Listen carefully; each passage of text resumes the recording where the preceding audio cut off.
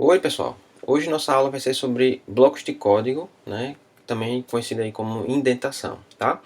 Vocês já estão usando indentação, né? Na aula passada eu mostrei os ifs, né? E sem querer vocês já estão sabendo aí um pouco sobre isso, tá? Para que é que serve essa indentação? Essa indentação no Python ela é algo que é obrigatório, né? Ela indica quando você tem um bloco de código, ou seja, um conjunto de comandos que pertencem a um comando, né, seja um comando condicional ou um comando de repetição. Tá? Tem outros blocos também, por exemplo, você está declarando uma função, você pode declarar dentro dela um bloco, e através da indentação você sabe quando começa e quando termina aquele conjunto de comandos, tá? Pertencente ao bloco. Nas outras linguagens de programação, você tem uma opção de... Quer dizer, não tem opção não, você tem a obrigação de delimitar através de algumas palavras-chave ou caracteres especiais, quando começa e quando termina. Tá? E no Python não é assim, certo? Então é por isso que vocês têm que tomar muito cuidado com a indentação no Python. Tá? Então a indentação serve para identificar quando começa, né, quando termina os comandos, né, o bloco de código que está subordinado aos comandos, seja o if, seja o for, seja o while, tá? E justamente indica o escopo, ou seja, qual é o conjunto de comandos que estão dentro daquele comando maior, digamos assim, né? Então aí qual é o funcionamento geral? Quando você tem um if, aí você aumenta a indentação, certo? E aí os comandos que estão dentro daquele comando if estão com a indentação maior, ou seja, com mais distante da margem esquerda do seu programa. E aí, quando você terminou os comandos que fazem parte daquele bloco, você volta a indentação ao ponto anterior, né? Ou seja, no mesmo nível do if, ou do for, ou do while, tá? Então, através dessa organização, né, desse posicionamento, é que você vai saber quais são os comandos que estão dentro, quais são os comandos que estão fora. Tá? Lembrando que, nesse caso, tanto faz. Se você tiver, por exemplo, um bloco de comandos, você botou uma linha em branco no meio entre eles, essa linha em branco não vai ser ignorada, tanto faz, não tem problema algum. O que vai delimitar é justamente aquele conjunto de comandos que estão alinhados à esquerda, exatamente, não pode ter um caractere a mais e um caractere a menos, certo? E também, como eu falei, os comandos, as linhas em branco não influenciam, e do mesmo jeito também os comentários. Os comentários não precisam obedecer esse alinhamento aí dos comandos, tá? Então vejamos aqui um exemplo, tá? Então temos um x igual a 5 e um if x maior do que 2. Você já sabe o que isso significa. Isso é um teste para verificar se o x for maior do que 2, ele vai executar esses comandos que estão aqui. Então eu delimitei aqui, ó, fiz um retângulo aqui para mostrar, né, que isso é um comando completo, né, o comando if. E o comando if, nesse caso aí, ele tem um bloco de código dentro dele, formado por dois comandos, que é o comando print maior que 2 e o comando print ainda maior. Tá? Como é que eu sei que eles estão dentro do if? Porque eu tenho esse espaçozinho aqui, ó, que é justamente a indentação. E tenho esse outro espaço aqui, que também é indentação. Percebam que eles estão alinhados, ó, exatamente na mesma posição, tá? Não pode ter um caractere a mais nem um caractere a menos, senão vai dar erro, tá? E percebam que o print aqui está do lado de fora, né? Por que eu sei que ele está do lado de fora e não dentro do if? Porque ele não segue a mesma indentação desses comandos que estão aqui. Ele está no mesmo nível desse if externo aqui, tá? Então é como se vem por aqui, if, se isso aqui for verdadeiro, executa esses comandos. Se não for verdadeiro, ele vai passar para cá, direto, sem executar eles, vai passar direto para esse print, tá? E aí ele vem para o próximo comando, que é um for. A gente vai explicar mais para frente o que é esse for, tá? Mas por enquanto vocês devem saber que é um laço, né, que vai executar o que está dentro dele várias vezes. Então, do mesmo jeito que o if, eu vou precisar delimitar o que é um bloco. Qual é o bloco que vai ser executado várias vezes, certo? Esse bloco é todo o comando que estiver aqui dentro, ó, alinhado nesse ponto aqui, certo? Só que dentro desses comandos, o print, o if e o outro print, eu tenho um if. E essa parte em verde aqui já é um outro comando que está dentro do for, né, no caso o if, e que possui, ó, um outro nível de indentação, certo? Esse outro nível de indentação ele delimita o bloco de código que pertence ao if.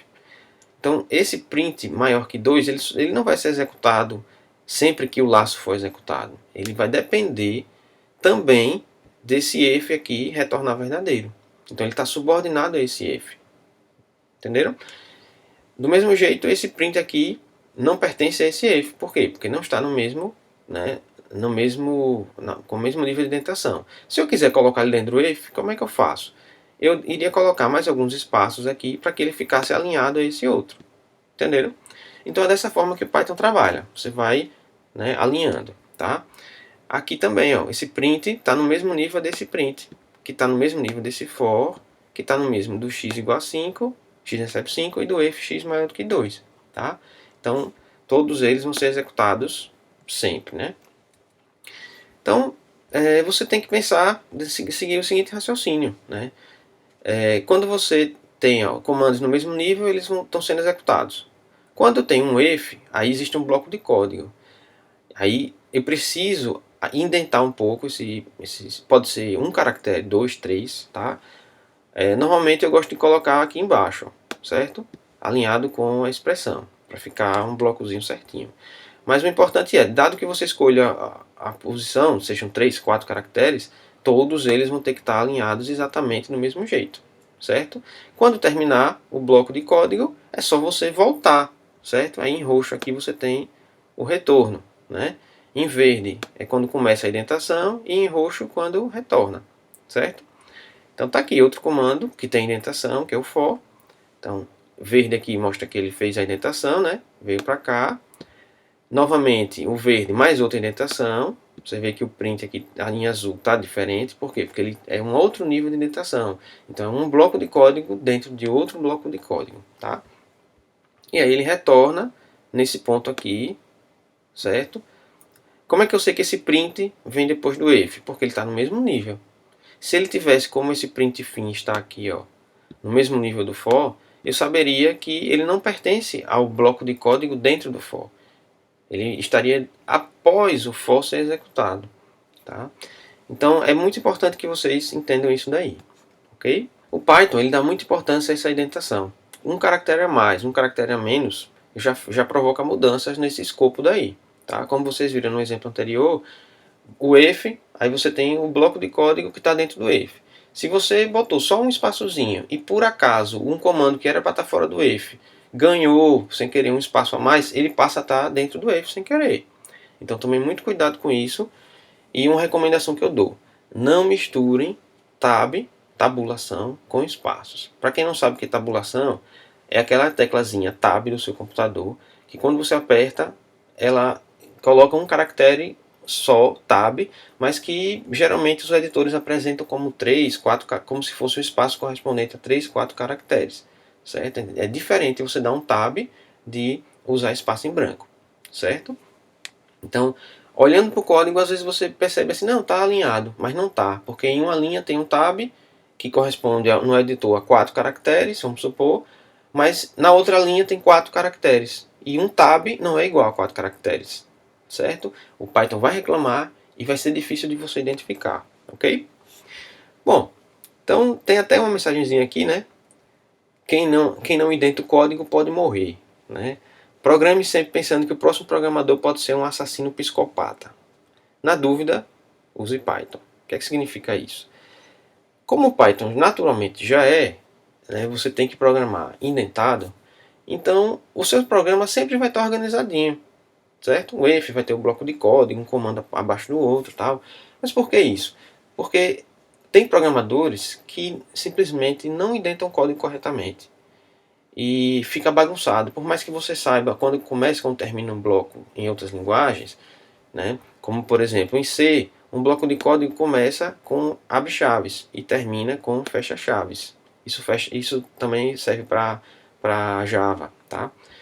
Já o Pascal, ele começa com begin e termina com end, tá? Só que você pode botar begin e na mesma linha colocar um comando if, na mesma linha colocar outro begin, botar outro comando e terminar com 2 ends, tudo na mesma linha. Fica difícil de saber o que é que está dentro, o que é que está fora daquele bloco, tá? E do mesmo jeito você pode colocar um if e o comando que está dentro do if fica mais à esquerda do que ele. E no Pascal isso vai funcionar sem problema. No Pascal não sei, tá? Porque o compilador ele vai interpretar o início e o final do bloco através dessas palavras-chave, begin, end, ou os caracteres menor e maior no caso de C, de Java. Então, para ele, tanto faz se está tudo organizado, se não está, certo? Então, no Python é interessante porque é diferente, né? Tanto para o compilador, né? No caso no Python, interpretador, como para o ser humano, é importante que o código esteja organizado, certo? Então, mais uma vez eu vou alertar para vocês, não usem tabulação, porque no momento que vocês deixarem, sei lá, vocês estão usando sempre tubulação, mas em algum momento vocês usarem espaço e aparentemente está tudo ok, vocês vão ter alguma mensagem do interpretador de Python dizendo que é um erro de sintaxe, que você está misturando espaços em branco com tabulação e tal, mas vai ser difícil de achar em que ponto é, certo? Então, aí tem, para cada editor de texto, né, que eu sugiro aí no curso, tem um caminhozinho que você pode seguir para fazer alteração, né, na tela aí do, né, aqui tem um Text Wrangler, tem o Notepad++, né, onde é que você altera, né, por exemplo aqui no Notepad, né, tem uma opção de você dar um replace de tab por espaços. Então o que é que significa? Quando você der um tab, ele automaticamente vai converter o tab em 4 espaços. Então ele nunca vai digitar tab, né, porque não existe nesse caso tab, porque ele sempre vai substituir por 4 espaços, certo? Você poderia botar aqui 3, e aí quando você der um tab, ele é como se você tivesse digitado 3 espaços, certo? Mas perceba que se você não marcar isso daí, ele vai ficar colocando tab. E não, tab não é 3 espaços. O editor pode achar que um tab são 3 espaços, o outro editor achar que é 4, né? Mas o Python vai se confundir totalmente. Porque ele vai. A indentação dele ele vai contar quantos caracteres tem, quantos espaços, quantos tabs. Se em uma linha tem um tab, 3 espaços, e em outra linha tem 7 espaços, não é igual, é diferente. E aí vai dar erro, ok? Então, volta aí o Chapolin, né? Para vocês evitarem usar os tabs, certo? Porque eu estou dizendo para vocês não usarem, porque o índice de erros é muito grande, mas a gente sabe que tem gente que vai desobedecer e vai chorar depois aí perdendo tempo com essas coisas, tá? Bom, então é isso aí. Então, essa aula, na verdade, é bem, né, ela vai servir também para os laços, mas é importante porque no Python você tem essa diferença de indentação, trabalhar como delimitador de bloco de código, ok? Então, é isso aí, pessoal. Até a próxima aula. Espero que vocês tenham aproveitado bastante essa daqui, ok?